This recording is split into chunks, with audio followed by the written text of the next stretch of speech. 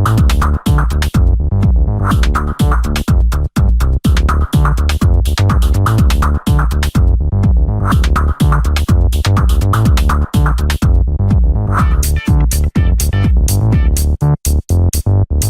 program is sponsored by Supreme Universal, Beyond Spaces, Vivekanand Education Society, Sadhguru Travels Dubai. Think travel, think us. सिर्फ सिंधी ॻाल्हाइण वारनि जे लाइ ही आहे ही सुनहरो मौक़ो। सतगुरु ट्रेवल्स दुबई सां मिली लॻाए था सघो पंहिंजे हुनर जो चौको। Vasudev Khyalani, CNV Consultants, CNV Engineering Private Limited. We live in service. Sindhi मुंहिंजो मान आहे, सिंधी मुंहिंजी शान आहे। हा, अॼु जे महिमान ते बि असांखे उहो ई आहे जेको अॼु असांजे प्रोग्राम जो नालो आहे, असांखे नाज़ आहे।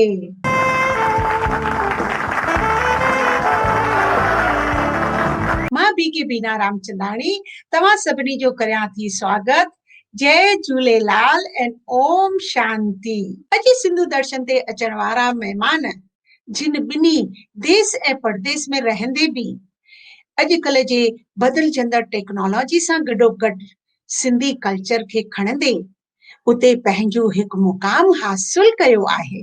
त हलो मां तव्हांखे रूबरू थी करायां अहिड़ी पर्सनैलिटीअ सां। Indian merchant association, Saint Martin hospitality and trade association, Rotary club of Saint Martin जहिड़ी नामी गिरामी संस्थाउनि सां जुड़ियल ऐं सेंट मार्टिन नामक ख़ूबसूरत देश जी प्रतिष्ठित पार्लियामेंट जा मेंबर कमाल जी शख्सियत ऐं बेमिसाल क़ाबिलियत सां कदम दर कदम कामयाबी जी मंज़िलुनि खे हासिल कंदड़ अॼु जा महिमान आहिनि सेंट मार्टिन जा successful business tycoon mister Siddharth Bijlani.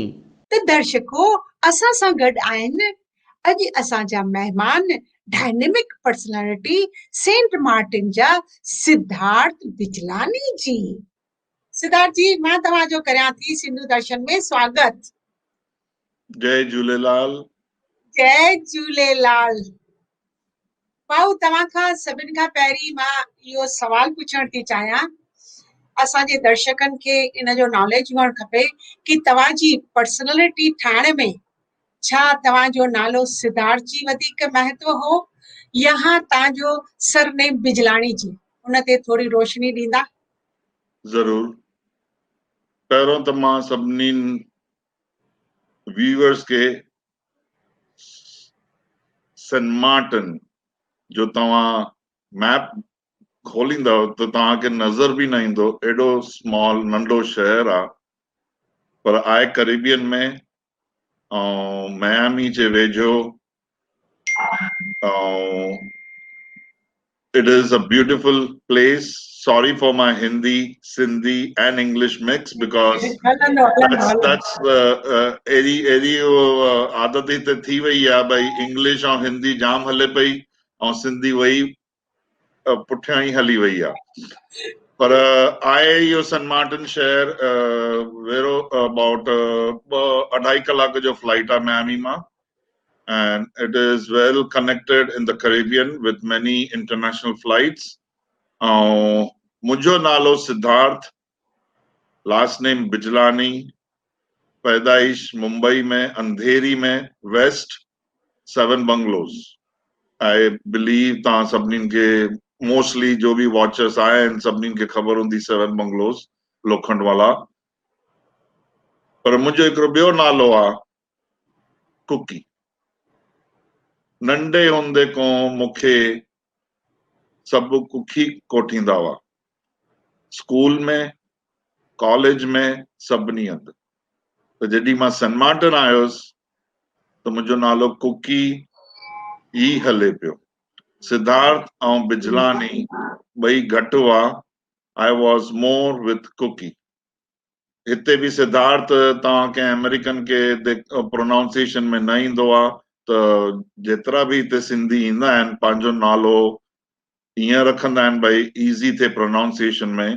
त मुंहिंजे नाले खे कोई चेंज करण जी ज़रूरत कान हुई। because cookie was always famous in US as a cookie monster. The cookie was easy, and that's how mujo nalo halando rayo. Cookie is the name which I got the famous cookie monster during my business time. That's how I got the name very much into the people's eye. Very good, So असांखे ॼाणी करे तमामु घणी ख़ुशी थी। भाऊ, मां तव्हां खां ॿियो सवाल पुछंदसि त तव्हां पंहिंजे परिवार जे बारे में थोरो कुझु ॿुधाईंदा? 1982 में मुंहिंजा डैडी मनोहर लक्ष्मीचंद बिजलानी सन मार्टिन में आया हुआ ऐं पंहिंजे लेट एज में आया हुआ, 40 को मथे हुआ हो, पर बिकॉज इंडिया में जीअं हालतूं आहिनि सभिनीनि जूं, असां मिडिल क्लास वारा ॿ पैसा वधीक ठाहिण लाइ असां सिंधी नेचर जो आहे असांजो, असां सभिनी हंधि फ्लाए करे वेंदा आहियूं या हिकिड़ो शहर छॾे ॿिए शहर में वेंदा आहियूं जिते ॿ पैसा वधीक जोड़े सघूं। त मुंहिंजा डैडी बि हुन में ई आया त सेंट मार्टिन अची पहुता ऐं पहिरियों ई हुननि जा भाउर बि हिते हुआ त बिज़नेस में ज्वेलरी बिज़नेस में चालू कयूं ऐं मां आहियां ऑटोमोबाइल इंजीनियर। त डैडी मुंहिंजे लाइ हिते हिकिड़े ऑटो कंपनी में नौकरी पकी कराई हुई, त मां हिते 1986 में आयुसि ऐं ओॾी महिल ऑटोमोबाइल कंपनी में कमु कयो थोरा महीना, पर रीज़न इहो हुयो छॾण जो हुतां कि भई मुंहिंजी पगार जाम सुठी हुई ऐं हिते जिन माण्हुनि खे उहा ॻाल्हि डाइजेस्ट कान थी त मूंसां ॻाल्हाइण बंदि करे छॾियऊं। त बिना 70 वर्कर्स हुआ हुते, पर ॻाल्हाए केर बि कान। अहिड़ो प्रॉब्लम मां वधीक बर्दाश्त न करे सघियुमि, बिकॉज़ पैसो ई सभु कुझु कान्हे। ॻाल्हाइण वारा बि हुजण, लंच गॾु करो, हुन में मज़ो वधीक। त I quit that job and I joined my father with the jewelry business. उतो ज्वेलरी बिज़नेस मुंहिंजो चालू थियो 1993 में। मूं इंडिया वञी शादी कई। मुंहिंजी वाइफ थाना जी आहे, रेणुका दादलानी। हाणे शादी खां पोइ करिश्मा बिजलानी। हिकिड़ो 25 साले जो, हिकिड़े 20 साले जो। 25 साले जो आहे करण बिजलानी, हाणे पायलट आहे। ऐं ॿियो जो आहे वो बिज़नेस एडमिनिस्ट्रेशन करे पियो कैनेडा में। हाणे because of Covid online studies आहे त मां हुनखे वापसि हिते सेंट मार्टिन में घुराए वरितो आहे। त शायदि 6 महीना साल मूंसां हिते रहे ऐं हुन खां पोइ वरी वापसि पंहिंजे पढ़ाई ते लॻंदो। त इहा मुंहिंजी फैमिली आहे। मुंहिंजी मम्मी हिते ई मूंसां गॾु रहंदी आहे सालनि खां। ऐं हाणे लॉकडाउन खां अॻु में इंडिया वई हुई, बिकॉज़ मुंहिंजी सिस्टर हुते आहिनि त हुनखे गॾिजण, पर ड्यू टू लॉकडाउन वापसि अची न सघिया। ऐं मां बि न पियो चाहियां भई ट्रैवल करनि जेसि ताईं सभु ठीकु थिए, बिकॉज़ हाणे उहो अबाउट 78 इयर्स जी आहिनि। I don't want to take any risk. त जॾहिं सभु कुझु ठीकु थींदो त मां घुराए वठंदोमांव। भाऊ, तव्हांजे लाइ असांजी इहा ई उमेद आहे ऐं शुभ भावना आहे वरी तव्हांजो परिवार हिकु थी वेंदो। हाणे मां तव्हां खां पुछण थी चाहियां त तव्हां हिकु अहिड़ा सफल बिज़नेसमैन सां गॾोगॾु पार्लियामेंट जा बि मेंबर आहियो, त तव्हां ज़रा उन जे बारे में थोरो कुझु ॿुधाईंदा? ज़रूर। बिज़नेस में मूं पहिरियों त 17 साल पंहिंजे चाचा सां गॾु नौकरी कई, मैनेजर हुयुसि हुते। सॼो ट्रेड बिज़नेस ज्वेलरी जो सिखियो मूं, पोइ पंहिंजो चालू कयो ऐं उन सां वधायो वधीक। हिकिड़ो ॿियो कयो त 2 ज्वेलरी दुकान हुआ ऐं हिकिड़ो ॿियो दुकान हुयो कन्वीनियंस स्टोर वांगुरु, जो मुंहिंजो एयरपोर्ट ते आहे। त 3 शॉप्स हुआ, टिन्हिनि खे मैनेज करां पियो आराम सां, पर मन न पियो भरिजे। त भई शाम जो 6 बजे सभु कुझु बंदि, व्यापार बंदि, पोइ भई छा कजे, घर वञी करे मन न पियो भरिजे। त असांजी एसोसिएशन हुई, इंडियन मर्चेंट एसोसिएशन, त हुते मूं जॉइन कयो। त हुते जे बोर्ड मेंबर में मूंखे जॻह मिली वई। I think it was about 25 साल अॻु में। त जॾहिं तव्हां एसोसिएशन में वञो था उन में जाम कम हूंदा आहिनि। हिकु हूंदा आहिनि भाई बिज़नेसमैन खे तकलीफ़ूं कहिड़ियूं आहिनि, हुननि जो इलाज छा हूंदो, सॉल्यूशंस छा कढी सघूं। ॿियो कम्युनिटी में प्रॉब्लम जो हूंदा आहिनि, कम्युनिटी वारा असांखे अप्रोच कंदा आहिनि भाई कुझु मदद थी सघे त इहा मुंहिंजी पहिरीं सीढ़ी हुई, पहिरीं ॾाकण, जिते मूं कम्युनिटी आउटरीच करण जो मुंहिंजो कुझु मज़ो मूंखे अचे पियो। भाई माण्हुनि खे तरह तरह डिफरेंट वैरायटी जा माण्हू, आइलैंड जा माण्हू, ॿिया इंडियन माण्हू, सभिनीनि खे मिली करे उन्हनि जी तकलीफ़ूं ॾिसी करे हुननि खे मदद करण में, उन में मूंखे जाम वणे पियो। इहो हलंदो रहियो। अञा ताईं मां IMA जो बोर्ड मेंबर आहियां। 25 साल थिया आहिनि, रिटायर मूंखे करण नथा। उन खां पोइ मर्चेंट एसोसिएशन जो सॼे आइलैंड जे मर्चेंट्स जी, त न छड़ो इंडियंस बट सॼा मर्चेंट एसोसिएशन, असां हुनखे एब्रीवेट कंदा आहियूं SHTA, हुन जो मां डायरेक्टर थियुसि फॉर बिज़नेसिस। त हाणे हिन में अची सभु मर्चेंट्स गॾु थिया, पर कमु उहो ई, मदद करणु, तकलीफ़ूं दूर करणु, नवां लॉस कढणु, भई छा सुठो आहे कम्युनिटी जे लाइ, त उहो शयुनि खे अॻिते वधायूं। त उन हिसाब सां उन में मां हुयुसि। उते बि मन न भरिजियो, भई अञा बि कुझु वधीक थियणु खपे। त जीअं सभिनी हंधि चेंबर ऑफ कॉमर्स हूंदो आहे, असांजो बि चेंबर ऑफ कॉमर्स हुयो हुते। 2012 में चेंबर इलेक्शंस में मां वञी बीठुसि ऐं विथ वेरी हाई नंबर्स मूं खटियो हुते। त I got to be a member of chamber of commerce of Saint Martin. त 2 साल हुते, 3 साल हुते मां हुयुसि। ऐं हुतां सेंट मार्टिन जे लाइ छा सुठो आहे, ॿियनि कंट्रीनि सां, ॿियनि कंट्रीनि से मिली करे हिते वधार बिज़नेस जो कीअं कजे, टूरिज़म कीअं हिते आणिजे, इन्हनि सभिनी टॉपिक्स असांजी ॻाल्हि हलंदी हुई। ऐं हुन सां इम्प्रूवमेंट टूरिज़म में बि आई।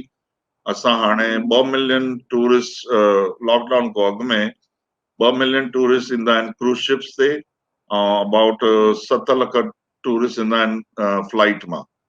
त नियर अबाउट 3 मिलियन पैसेंजर्स असां ईयरली हैंडल कंदा आहियूं। त जीअं चेंबर में थियो त ॾिठऊं भाई मुंहिंजी पॉपुलैरिटी सुठी आहे। त पॉलिटिकल पार्टीज़ मूंखे जॾहिं इलेक्शंस आयो त अप्रोच कयूं, मूंखे चयूं भाई एज अ कैंडिडेट भाई तूं असांजे पार्टी में अचु। त हिकु न ॿ न 3 पार्टियुनि अप्रोच कयो। मूं सलाह कई, मुंहिंजे वॾनि हिते हुआ सभु, उन्हनि सां पुछियो मूं भाई छा कजे, हिंदुस्तानी हिकिड़ो वञे पॉलिटिक्स में या न वञे। ओॾी महिल मूंखे मिलियो भाई अधु हा अधु न। माण्हू चवनि भाई असां सिंधी वापारी माण्हू आहियूं, काई ज़रूरत कान्हे पॉलिटिक्स में वञणु। पर हिते जो प्रॉब्लम हुयो, बिज़नेसिस जो ॿुधनि न पिया कुझु, पंहिंजी मनमानी हलाईंदा हुआ, टैक्सिस वधाईंदा हुआ। त आवाज़ बि हिकिड़ो खपंदो हो। त हिकिड़ी ॻाल्हि निकिती भाई असांजो घटि में घटि आवाज़ हुननि वटि पहुचे, भाई असांजी जो तकलीफ़ूं आहिनि उते पहुचनि। त इहो मुद्दो मूंखे वधीक वणियो, भाई ठीकु आहे, आवाज़ घटि में घटि असां पहुचायूं। उन जे करे मूं पॉलिटिक्स में इलेक्शन लड़ी। Who represent a population of under 60,000. Of those, some 10,000 are people of Indian origin. The name Saint Martin, a 37 square mile island shared by the Kingdom of Netherlands and the Republic of France, may have crossed your news feed in the past 4 months, making you aware of this unique place, not for its sandy beaches, rolling hills, or crystal clear water. पहिरें दफ़ो 2014 में votes त तमामु सुठा आया, पर असांजे party खे छड़ो हिकिड़ी सीट मिली, त मां सेकंड हाईएस्ट हुयुसि, त मूंखे अंदरि जॻह न मिली। पोइ वरी इलेक्शन थी 2016 में, ऐं ओॾी महिल मां 3rd हाईएस्ट वोट गेटर हुयुसि पंहिंजे पार्टी जो। वरी 2018 में थी इलेक्शन, ओॾी महिल 4th हाईएस्ट थियो हुउमि। वरी हाणे 2020 में थी आहे, वरी मां 3rd हाईएस्ट हुन में हुउमि। त गए 3 इलेक्शन खां वोट्स मिलनि था, ब्लेसिंग्स मिलनि थी मुंहिंजे भाईचारनि मां। त I am working for them, I am doing the job whatever it takes. I try to bring positive results for the population of San Martin, not just the Indian community, but saji population je lai whatever I can do, I do my best. भाऊ असांखे ॼाणी करे एतिरी ख़ुशी थी कि असांजा हिकु सिंधी भाउ बि परदेस में रही करे बि पार्लियामेंट जे लाइ ऐं सिंधियत जे लाइ एतिरो कमु करे रहिया आहिनि। त असांजी बि शुभ भावना ऐं शुभ कामना आहे तव्हां अञा अॻियां वधो ऐं सिंधियत जे लाइ कमु कंदा रहो। ॿियो भाउ मूंखे तव्हां खां पुछिणो हो कि अॼु सॼे संसार में ॾिसो था कोरोना फैलियल आहे। असांखे थोरनि मुल्कनि जी त ॼाण आहे, पर असां ॼाणण था चाहियूं कि सेंट मार्टिन जो छा हाल आहे। जीअं सभिनी शहरनि जो, सभिनी कंट्रीज जो हाल जो हुयो, सेंट मार्टिन खे बि छॾियो न वियो। सेंट मार्टिन बि साॻी प्रॉब्लम में थी हुई। जॾहिं फेब्रुअरी में चालू थियो, असांजो आइलैंड टूरिस्ट बेस्ड आहे, त ट्रैवलिंग तमामु जाम आहिनि ऐं रोज़ 2 या 3 या 4 शिप्स हिते ईंदियूं आहिनि। त तव्हांखे ख़बर हूंदी जॾहिं फेब्रुअरी में थियो त शुरूआत शिप्स मां बि थी हुई जाम। 2-4 शिप्स क्वारंटीन जे करे समुंड में ई बीठी हुयूं महीननि जो महीनो। त असांजे आइलैंड ते बि इहे प्रॉब्लम वधियो कान, बिकॉज असां प्रिकॉशनरी मेजर्स जाम खयां, पर केसिस 60, 70, 80, 100 इन जे रेंज में हमेशह ई रहिया आहिनि ऐं गए 8 महीननि खां साॻियो ई आहे। विच में हिकु दफ़ो पीक थियो हुयो, पर 70, 80, 90, 100 हिन जे रेंज में ई असांजा केसिस रहिया आहिनि आइलैंड ते। पॉपुलेशन असांजी 50,000 डच साइड ऐं 50,000 फ्रेंच साइड।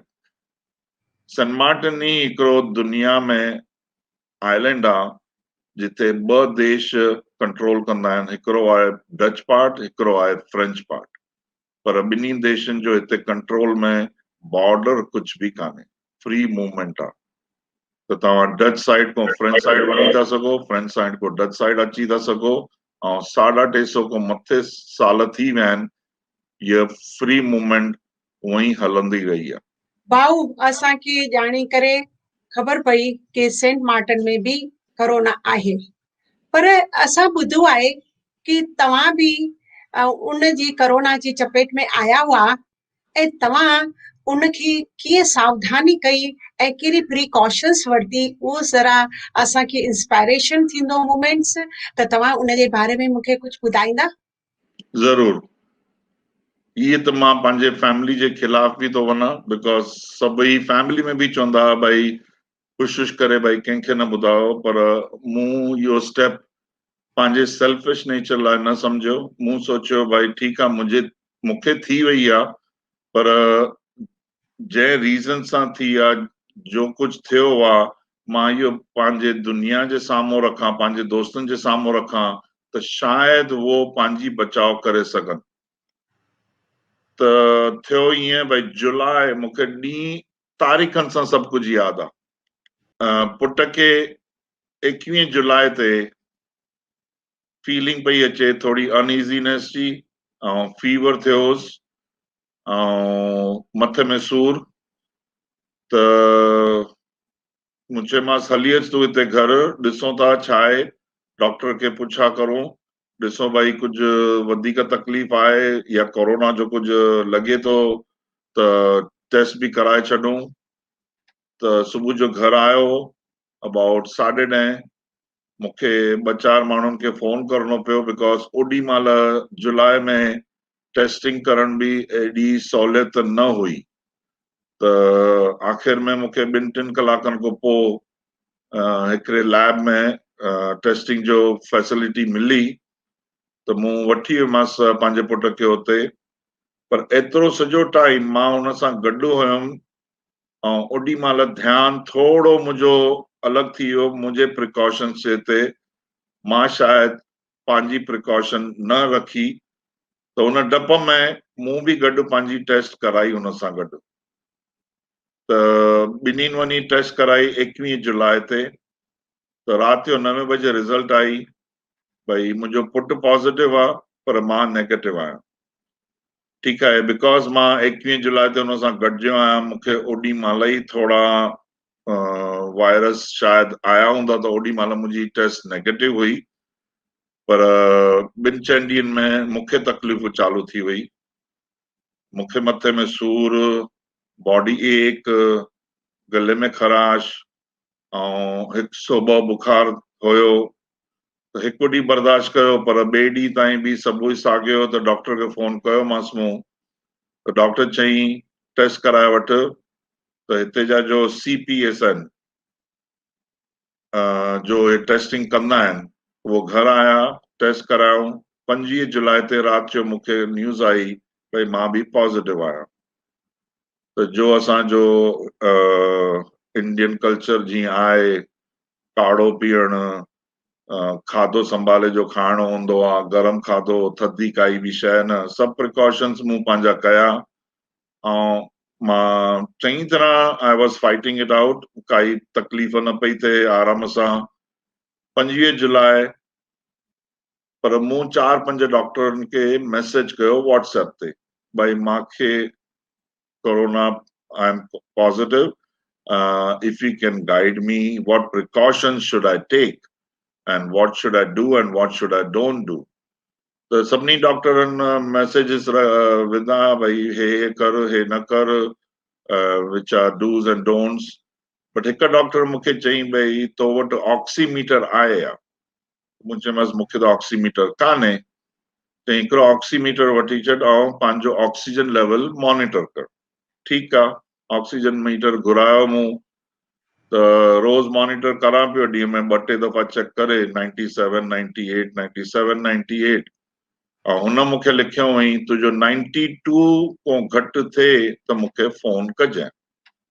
त 2 ऑगस्ट संडे जो ॾींहुं हो ऐं सुबुह सां जीअं उथियुमि, बाथरूम वियुसि, उते वेही करे चेक कयो मूं त 89 पियो ॾेखारे।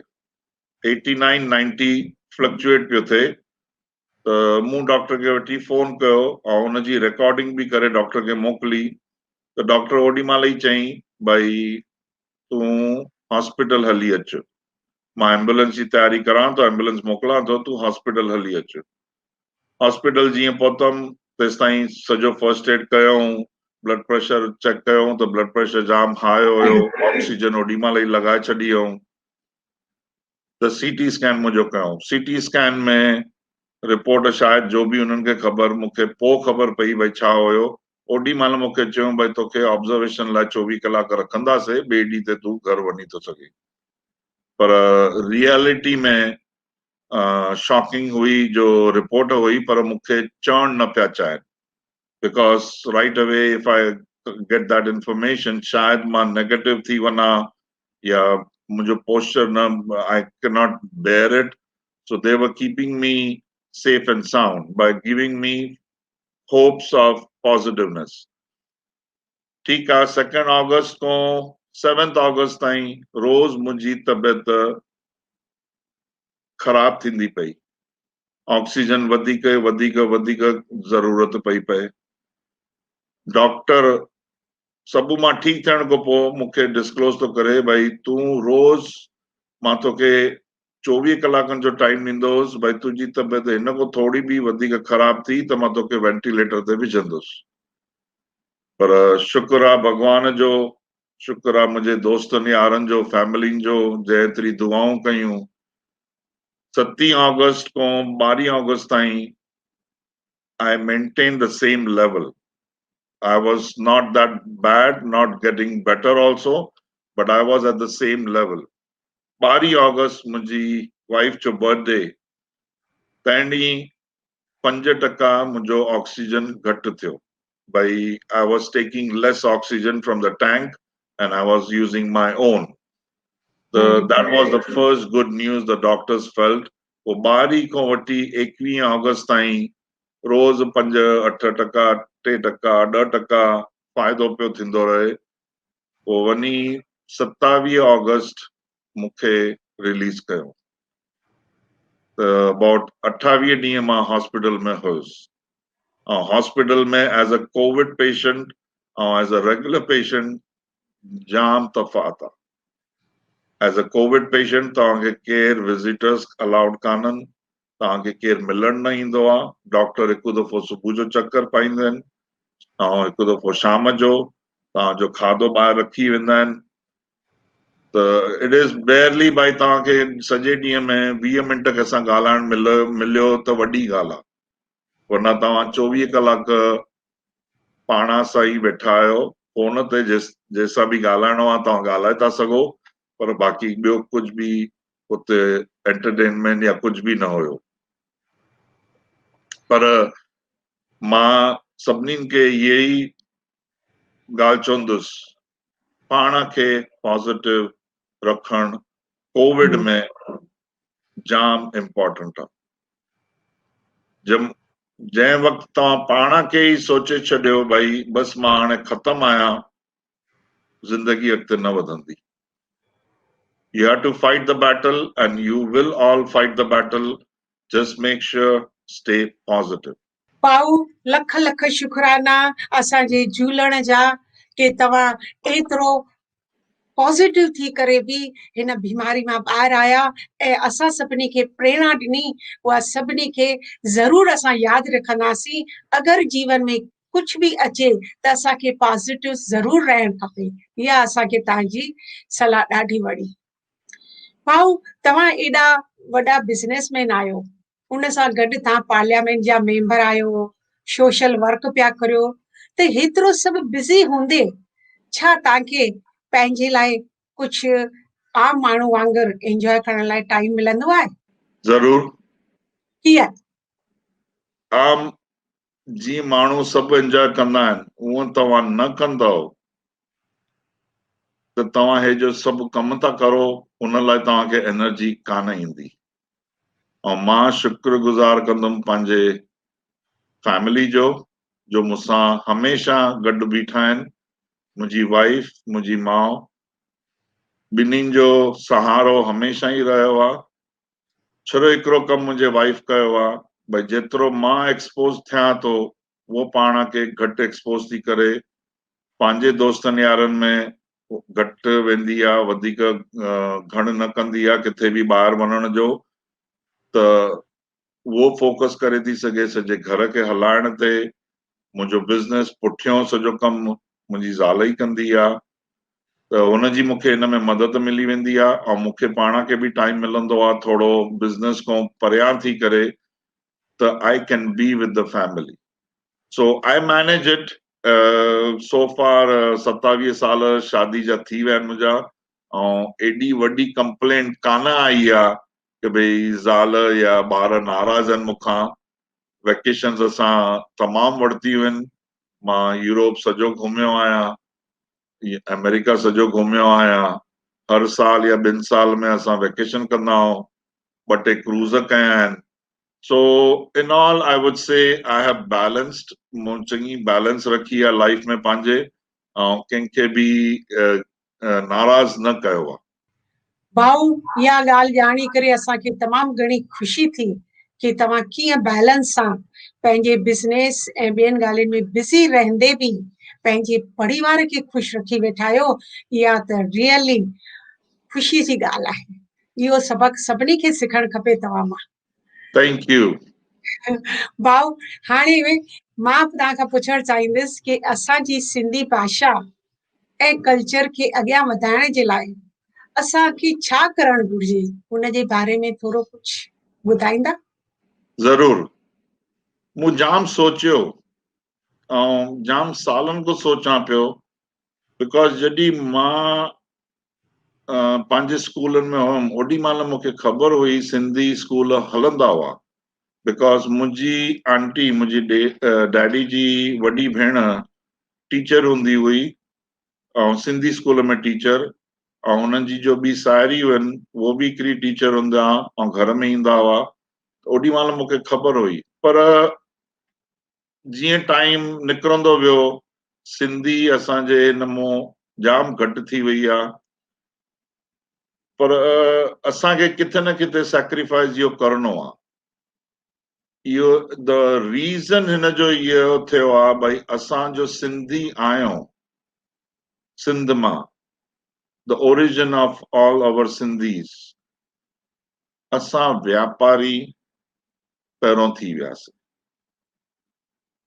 जेॾी महिल पढ़ण जो टाइम हुयो फैमिली में माण्हू व्यापार में वेंदा हुआ, ऐं ॿियो ट्रैवलिंग।